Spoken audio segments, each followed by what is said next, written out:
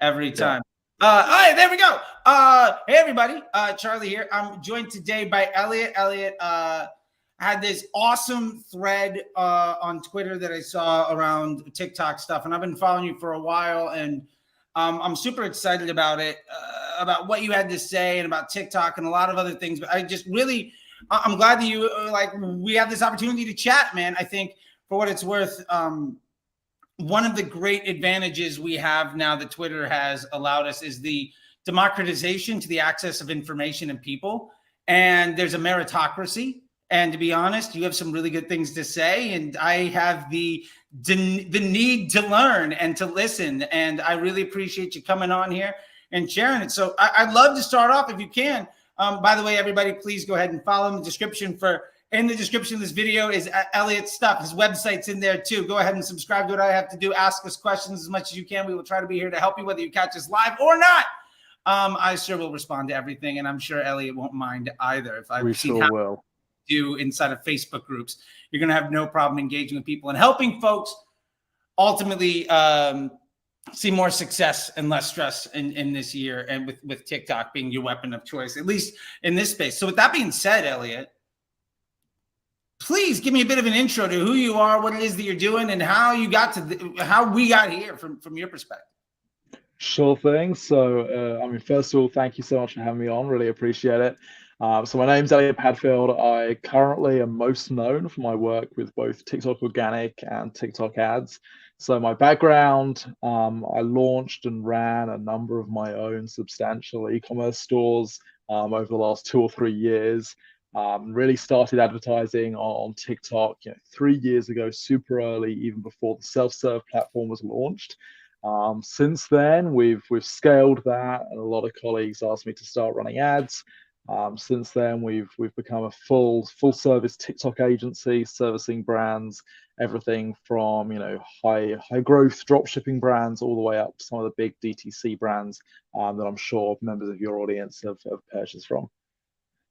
Right on, man. I love that you got started before the self-service. You've been in the game 3 years. That's like it's I been got into something Facebook crazy like that. Yeah. Yeah. I got into Facebook ads like 2013. I got into it before there was a pixel, which to some people's like when I say things like I remember before the internet, people are like, well, like it's crazy. And that's how my head goes nuts. And you're like, I was doing TikTok ads 3 years ago. Like, Sure. That's amazing. Yeah. I love that. Honestly, I love that. I mean, the development of the platform since then has been absolutely incredible. Back when we started running ads, TikTok, even just as a platform to post content on, hadn't reached anywhere close to its peak. And to think that now TikTok ads is a primary acquisition channel for a huge number of brands, it's incredible to see. Yeah, I love that. And I think, that really steers us into in a great place.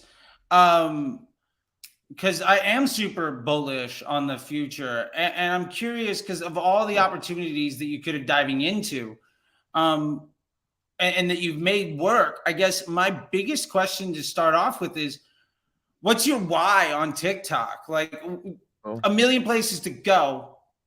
Why that? Well, look, at the end of the day, I think it's about following the needs and the wants of the consumers. Right now, I think the big thing that makes TikTok more successful than anything else is its authenticity, right? Sure, I think short form content as a whole has a great deal of value, but that short video format has a whole nother level of authenticity, much in the same way that Vine a number of years ago really captured the attention of people in the same way, because that limited time frame forced people to be creative, to be authentic. I think it's a whole new medium compared to long form video like YouTube. I think considering it to be the same, just shorter, is a huge underestimation of the potential of the platform.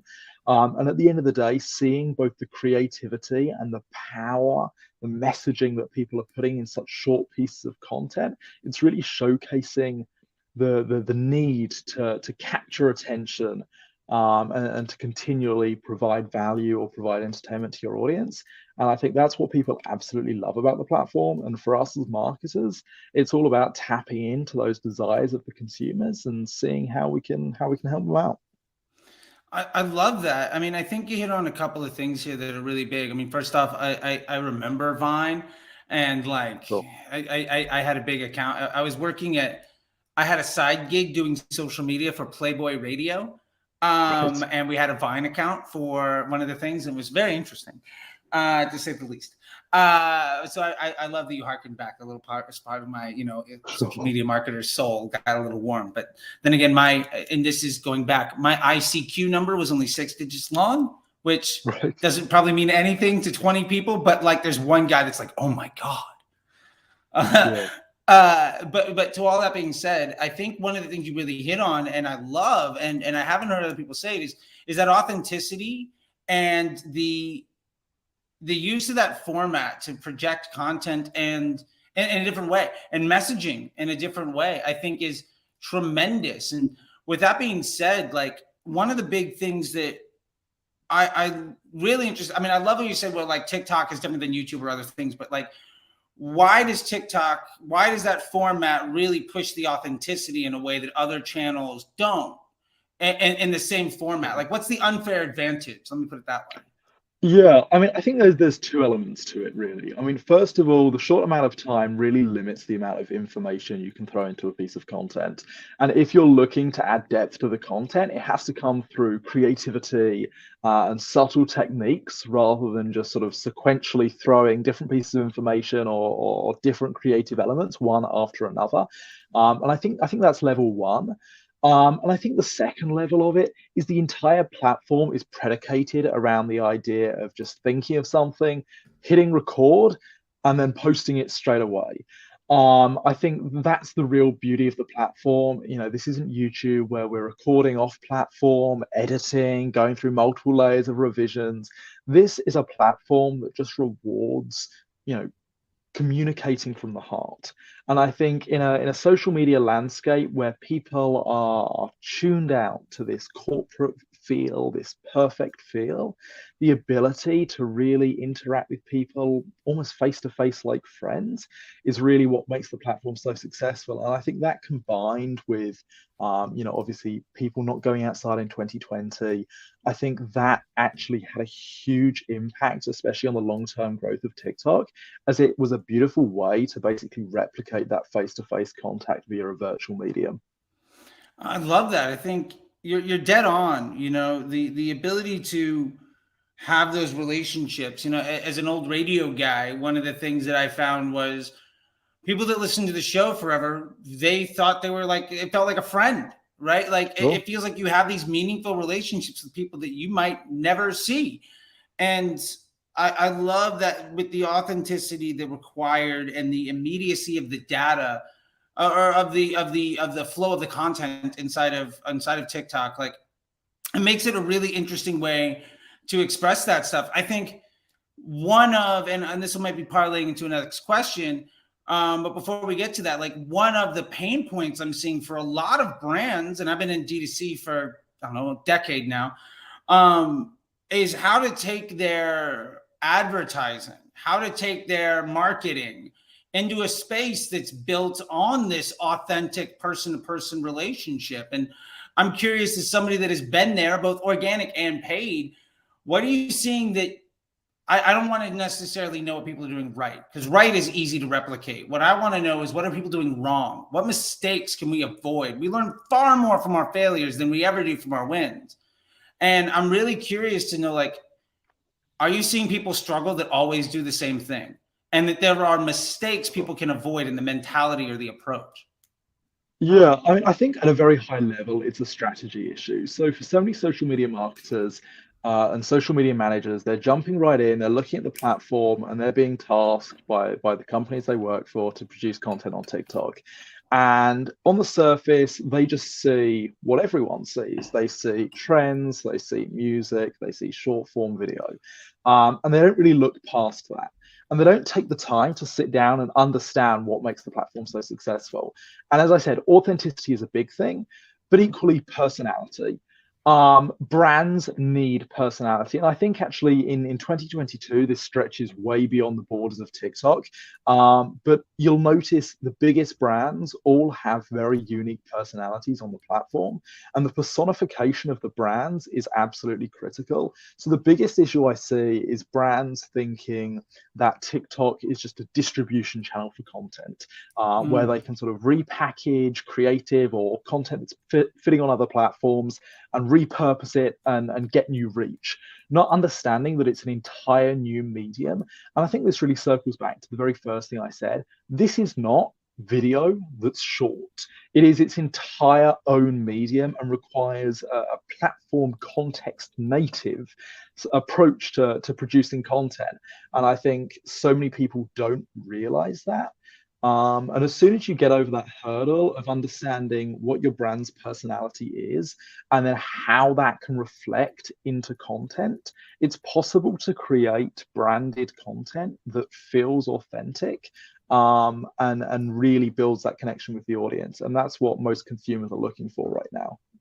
I think you're dead right. And to be honest, that's something I got wrong for a long time. I was literally like, I tasked people with like, okay, we're going to make Instagram reels and it's going to go to Pinterest idea pins. It's a reel first. And then like my assistant does this for me right now. I'm 100% guilty. Like literally I was on the phone with him last night using Publer to distribute between YouTube Shorts, Pinterest idea pins, and TikTok in one platform, which makes it really easy for him because I build in Instagram reels because, full disclosure, I'm banned from TikTok on my personal phone for life. But that's a whole side note. So I opened the door. I'll explain that for 1 second. I have a band. I found that I could get plays for my band's music on TikTok by getting views on the content.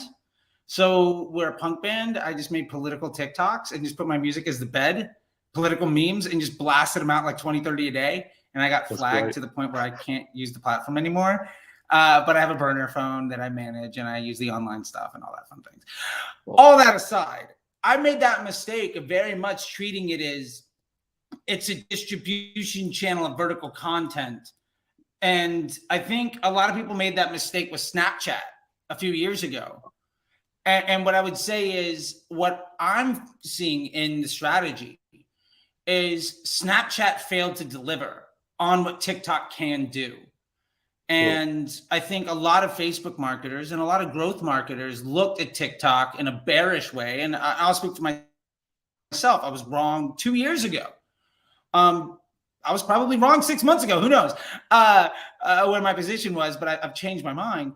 But I looked at TikTok as the next Snapchat. And I think I was really wrong in that. And the mistakes of making one piece of content and trying to distribute it everywhere, I think is an easy way to get some reach. I mean, it's not wrong, but I always challenge people that like good enough won't move a mountain, right? And I love the idea that TikTok being native and really pushing the feel of that platform is being so key. And so I guess one of the big things that I'd love to say, highlighting what mistakes people make, taking that into an action item for something that people can do right. How do you see people very effectively taking that brand identity into the platform? Because I'll be honest with you, like whether I got a CBD brand, I got a protein shake brand, I got a women's clothing brand, I got a whatever, right? I mean, those happen to all be brands I have, but that's an aside. Taking that marketing that we've really grown into appreciating and taking that into this space where you have to have that identity. I feel like performance media and then identity branding are very different skill sets. And if you had to give some advice for a strategy for people to execute on that, I'd be really curious, because I think that is the biggest pain point for people to wrap their minds. Because I think so many people are like, how do we take our Facebook and our YouTube and our Instagram and then change it so it's Instagram or so that's TikTok friendly? But I agree with you that that's just wrong.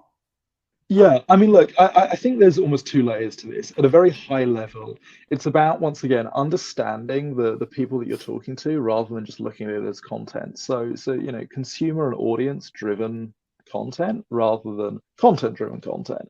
So it's the same thing, right? I mean, like if you look at, let's say, a small business on Instagram, it's very easy to go online, read some SEO optimized article, and it's like, yeah, you need to be posting 4 times a day or whatever, and you've got some local bakery that's posting pictures of cupcakes 4 times a day, and then wondering why they're not blowing up and getting 3 million followers, right?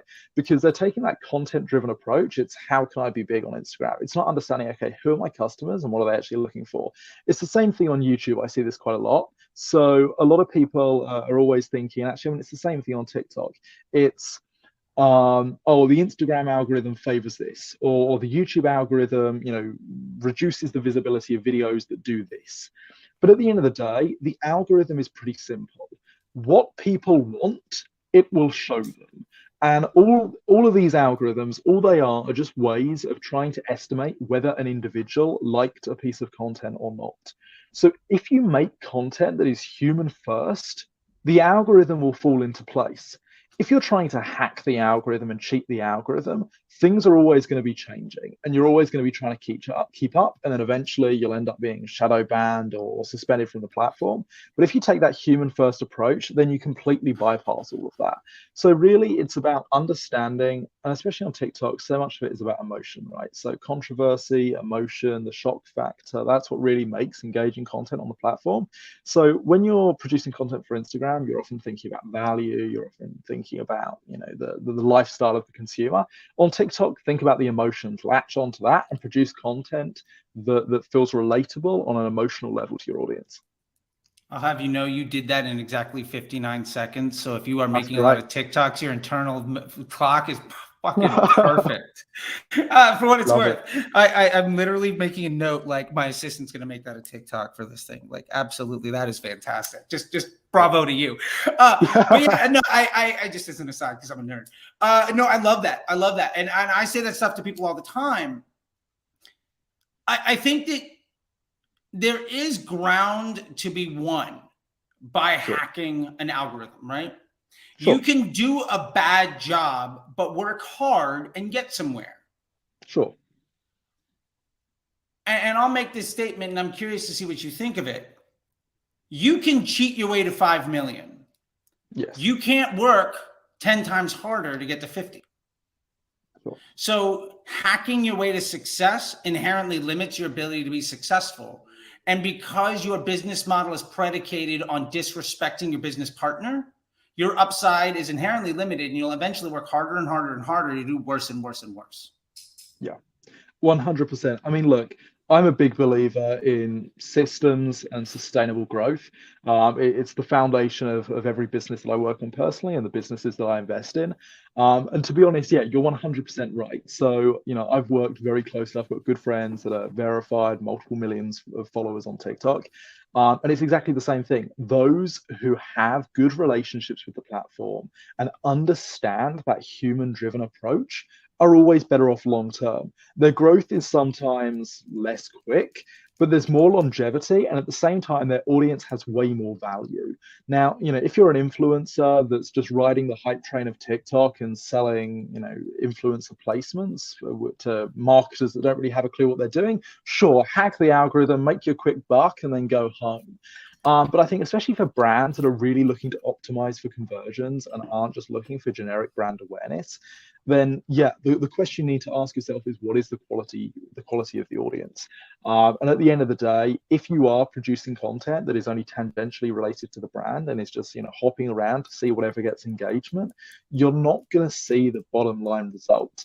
And I think, in so many companies, the social media managers are so disjointed from anyone that even has access to that attribution data. It doesn't get trickled down. And so you see these huge brands running basically huge resources into these accounts that are for very little more than brand awareness, when actually with a much cheaper and much more effective approach, you could be making 1,000 times more in terms of your actual ROI. Yeah, I love that. And there's one bottom point to that too that I want to make and see your thoughts. Follower count and engagement has fuck all to do with profitability. 100%. Like, Yeah, I mean, there's absolutely no doubt about it, and that applies to anything on social media.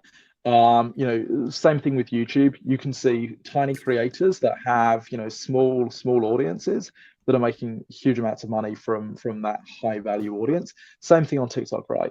Like you can very easily see a brand that will get 500,000 views on a video, and I know for a fact will make more money than another brand that gets 2 million. It's all about identifying and nurturing the right kind of prospects. And yeah, you're right. I think the objectives that so many social media managers and agencies are particularly notorious for this, the metrics, the KPIs that they measure themselves against are entirely irrelevant. For most things with organic, once again, if you are trying to drive for conversions, then conversions is the only metric that matters. Same thing, right? If you're running ads, I mean, no one cares about click-through rate for the end client. It's what is the ROAS and how much money are you making them? And I think that the fact that both clients and agencies are still getting away with all of these strange KPIs and metrics is an absolute joke. yeah, no, I love that. It's funny. I just posted a thing on Twitter. It was 13 hours ago. And I said, if your agency tells you that the CTR of a Facebook ad is important, fire them immediately. The future of your dreams and your employees and your family shouldn't be trusted to people who have no fucking clue what they're doing. And it's funny, this guy, Will, Ecom Will, shout out to Ecom Will, said, this dude is the king of bad takes. Sounds like Will is losing clients. That's fine with me. But yeah, that was actually my tweet. It was funny. This guy literally just retweeted it. I saw it on my feed. Yep. I don't know if you saw me distracted for a second. I was like, wait a minute. You just like it was perfectly timed. It was a beautiful thing. Beautiful thing. I love that. So what I would really love to kind of finish up here with and give some time, because I want to appreciate, your time. And this has been really great. And I'd love to also have you maybe on Direct to Consumer Coffee Shop sometime, I show with some other folks. Cool. What I would love to know is, where do you see the future? So what do you think the future of TikTok is going to be for growth marketing? Both organic and paid, however you want to take that. As a leading thinker in the field, where do you think this thing is going? Yeah, I mean, I think, right now, engagement on the platform is all about what's tied to those emotions, and it's a very, very transient platform. I think the future that we're going to see in the next 6 to 12 months is real value-driven content. I think TikTok is going to eat more and more into that YouTube market share. I think there is huge room for super concise cooking tutorials, makeup tutorials, that kind of content.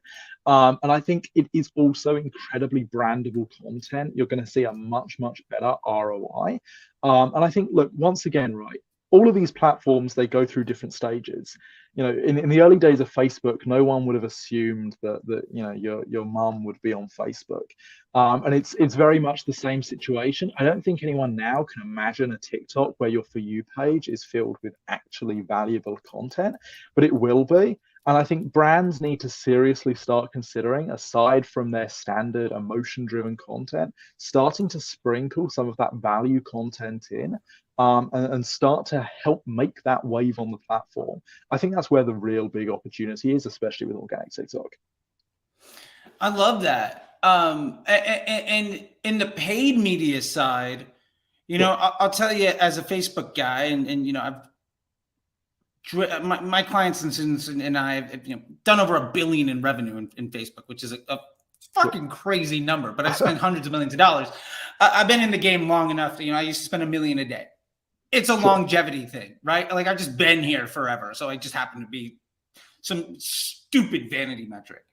But I'll tell you, as Facebook marketer, first, I'm looking at the platform, and it feels to me kind of like Facebook 2016. And what I mean by that is, it feels like the attention is underpriced. It feels like the ad formats are limited enough for you to specify on doing one task really well. And it feels like it's easy enough for people to do a C+ job and make a lot of money. That being said, as more and more people move into it, my biggest concern is that those unfair advantages will go away for a lot of people. And I think that I see a lot of folks who are, internet gurus that were selling shit advice 5 years ago on Facebook, selling the same shit advice, but now just replaced Facebook with TikTok in their dashboards, and are literally just selling the same garbage over and over again. And my point to all of that is, on a paid media side, what do you think the future looks like? And maybe I'll give you two options here, or you can take a third one. Option C, your own thing, because I'm wrong on both. Of either A, it being, I think we're in a great place right now, but in the next 2 or 3 years, we're going to hit some maturity where you're going to have to be good to excel. B, the sheer nature of the platform and their unit economics as a business, because they're not necessarily a profitable publicly traded company, allow them to have this unfair advantage for a very long time. Or something else. Like I feel like those are the two hyperbolic things. And I'll say this: Alex P, or Hey, I'm Alex P, with her wonderful newsletter, the No Best Practices. We had a conversation about it, and we kind of netted out at the idea that because on one of those, I won't tempt the waters, but I'm really curious to see what you think about it, being somebody that is so in the weeds yourself. Yeah, I mean, I think like at a very high level, that competitive advantage will slowly fizzle out. But I think it's deeper than that. I mean, look, you're right. At the moment, anyone who understands basic advertising can make a pretty good return on the platform. I think that is going to begin to get harder. But the one big thing, as much as we all have complaints about the TikTok ad platform, they are hugely committed to improving the platform. I mean, literally on a week by week basis, there's a huge amount of changes being made, everything from targeting to bidding. Attribution at the moment is pretty weak. I think that will improve. And so I think, this is the one thing that the gurus just can't get right. Unlike Facebook, where, you can sort of get away with trying to sell the same tried and tested tactics, and, enough people might make some money that you can get some decent testimonials. With TikTok, sure, CPMs may rise for certain bids. But then at the same time, because of new options with targeting, you can now target hashtags. You can now entirely change the way you set up your campaign on a week by week basis. So yes, if you are still using the same C+ techniques that are working right now, you are going to be priced out of the market. It's going to be the same deal as Facebook. But if you're actually invested in this and you're keeping track of what's going on and continually iterating on testing out new features rather than just reading out of your media buyer's handbook, then you're going to be successful on the platform for a good another few years.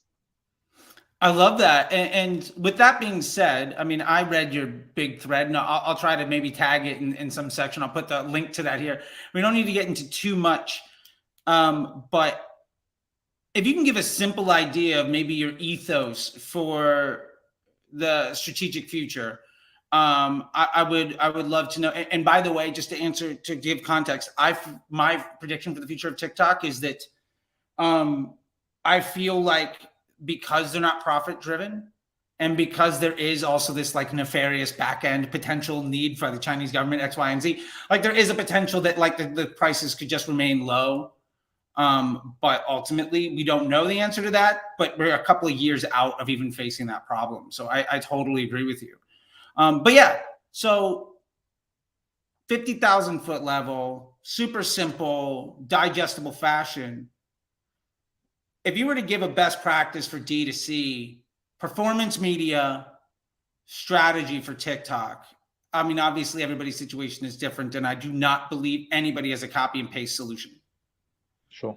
I would love to know not just structure, architecture, whatever. That's completely irrelevant. Ethos, mentality. Like if you had to give an elevator pitch on how to do it right, I would love to know that, because I think that's honestly, like, you work in TikTok. How do we get it into a minute so that it's actually a value-based piece of content, right? I'd love to know what that is.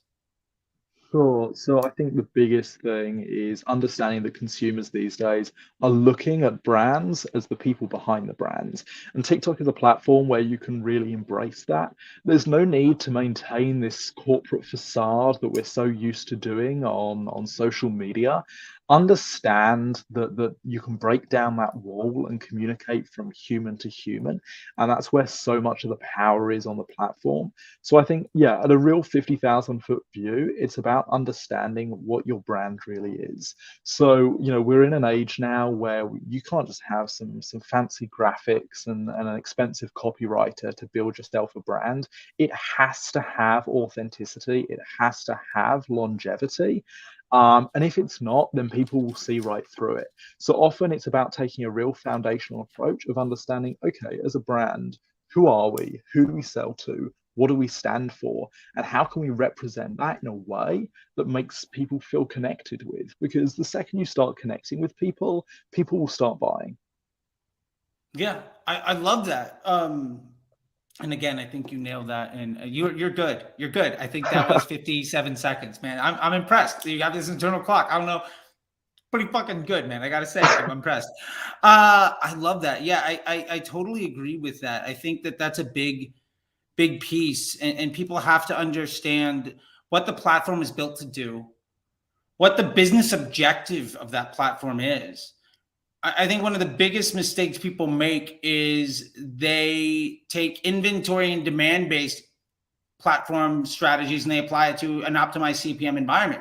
You can't run Facebook ads like email. You can't run TikTok ads like YouTube. You can't run television media. You can't run television, in the same way you would do performance. Like every platform has its own specificity. And there's a reason why there are experts that are specialized in different things. And I see so many people making that mistake. I mean, one of the biggest mistakes we're talking about before is CTR. If you're a Google person, CTR is massive important. But if you're building a content-driven user experience platform, that's one of the biggest mistakes you can make. And I saw. I'm friends with the guys from Triple Whale, and I love them. And Rob is a good buddy of mine. And I saw their whale mail came out this week, and this guy that has me blocked on Twitter made a take of things that are important, and I think it's a great example of everything that you can do wrong. And I'll leave it at that to try not to throw too much fire because I'm trying to be a nicer guy. I have a reputation of being aggressive, and we were talking about before this. There's a fella that is in everywhere trying to talk shit, and like I want to be above and beyond. So I won't go too much deeper, but I think that makes a really good point because ultimately it's about managing your relationship with your partners. Yes. TikTok has a business objective. Facebook has a business objective. Google does. Amazon does. Everybody does.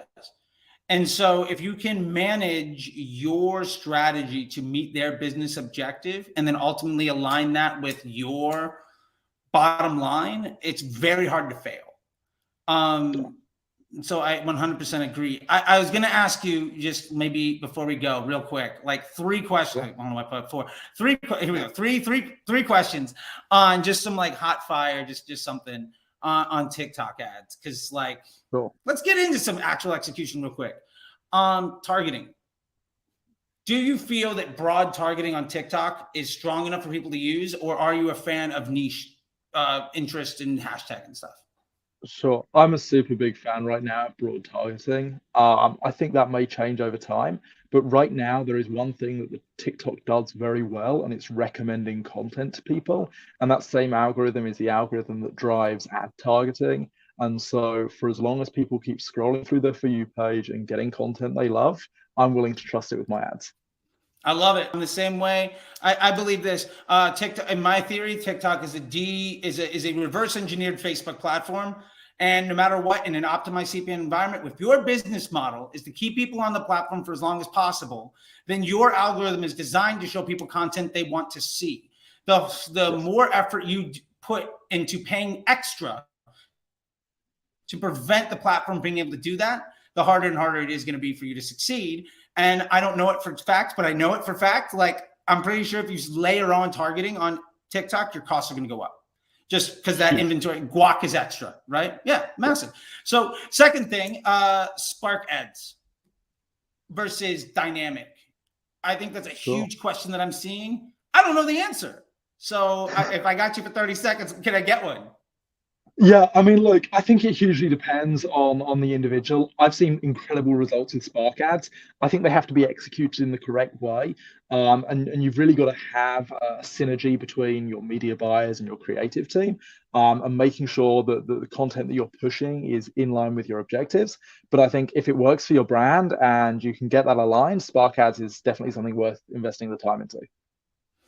I love that. I mean, and I'll be honest with me, for me personally, like a lot of what I'm doing, and this brings me to my last question, is, and it's funny, but our friend Michael ripped me apart in a TikTok Facebook group for suggesting this as a strategy. And I'm just coming with it what works for me. I'm posting everything organically. I'm seeing what the platform prefers. And then the organic content that does well, that also looks like it aligns to business objectives, I'm throwing media behind and adding a CTA button. I think that's great. That Yeah. I'm recommending that to people oh, substantially right okay. now. I mean, look, I started out very, very heavy on paid media and never really touched organic. And then people started coming to me and they were like, there's got to be a more effective way to test creative than spending huge amounts of money. And yeah, I mean, at the end of the day, ads need to be platform native. You know, we're not producing content that is at all different from organic content. And I would say with 99% of the campaigns we're running, what works for organic works for ads. So yeah, go for it. Man, awesome, cool. I felt so good about that. And then like I got ripped to shreds and I was like, I don't know, man. Performance, like, why not let organic do the creative testing for you? If it works, it works. Like Well, my look, number one this focus. is the thing. Yeah, there's so many people arguing over strategies and methods. At the end of the day, the barrier to entry right now is so low. Try it, test it. It works for me, it works for you. So, that's the end of the day. I love it. I love it. Um, that being said, last question, real quick. Okay. Do you think that having a strong organic presence is a necessity or a value add to paid media? My point here is I know folks that do not have the bandwidth to devote a native TikTok. They don't have a 23-year-old kid they can hire right now to just crush TikTok for them, but they have a media department where they can have creative and make ads. Do you think there is a correlation strong enough in a good organic versus this other methodology we're talking about, just posting everything and then elevating what works? Yeah. Is there a lift to having good organic for your paid? In my experience, yes, there is. But at the same time, look, I think ads can work incredibly well independently as long as you can nail the creative. And I think, if that's your only option, I would still go ahead and run ads standalone. I think that's much better than missing out on this stage of the platform. But at the same time, if you have that bandwidth to be able to be producing organic content and investing in it at the same rate at which you are your paid media, I would say it's huge. Once again, it's about authenticity. It's about building that connection. And so if you can effectively streamline brand awareness into that campaign, I mean, effectively, that's the way we're seeing it, right? Organic content is that real top of funnel brand awareness. And then just when people are ready to buy, you deliver them that ad with that direct CTA and push them right through to the conversion. I love it. I love it. Well, I mean, hey, look, I selfishly used the last couple of minutes just to answer my own notions because I'm diving way the fuck in. And I just wanted to make sure, like, hey, look, am I just going down a fucking pit of despair or am I on a pretty decent path? Feels like, hey, maybe I get a B minus and we'll see what happens. I'll take that any day. I take that any day. I welcome on the challenges and the failures I'm going to make. But at least I know, hey, look, we're supposed to heading west and I'm not going north, south, or east. So I must be doing something right. I'll take that. I'll take that. With that being said, man, I really appreciate your time. I'm really thankful for what you're doing. I know personally I'm going to try to, I'm following you and everybody wants to get into this space. I know that I'm getting into it. And as much as I do in paid media, I'm also, I have equity spots in businesses and I'm a teacher. And I'm trying to go out there myself and make as many mistakes as I possibly can to help others not make them. And I really appreciate the time and effort to help give people some direction. And I'd love to talk with you some more. What I'd like to do to end with this is, first off, myself saying thank you and leave the last word to you, just to say, like, anything you want to promote, any place people are going to find you, any last notes you want to give somebody, an ethos thing, like, I'll leave it with this. Thank you very much. And the last word is yours, man. I really appreciate it. Well, I mean, first of all, thank you so much for having me on. I absolutely love sharing value like this. I mean, this is 100% why I do it. If you want to get more value like what we've been discussing today, I basically write about this stuff nonstop over on my Twitter at Elliot Padfield. We cover everything from broader DTC growth all the way into the nitty gritty. If you're really looking to get started with TikTok ads or organic, in the next few months, there's some really strong frameworks on there. And then from there, you can find all the other links. If you want to work with me directly, we're sort of onboarding clients for both our paid media and organic services right now. So yeah, if you've got an established brand, we'd be more than happy to help you achieve those goals if you don't have that internal bandwidth. But otherwise, yeah, man, I really appreciate you being here, and what a great chat. I enjoyed the hell out of it. I really appreciate it. Yeah. I got to. I'm gonna go have some lunch. I'm gonna go digest some of this stuff, and then I am gonna throw up a bunch of Spark ads today. I'm super excited.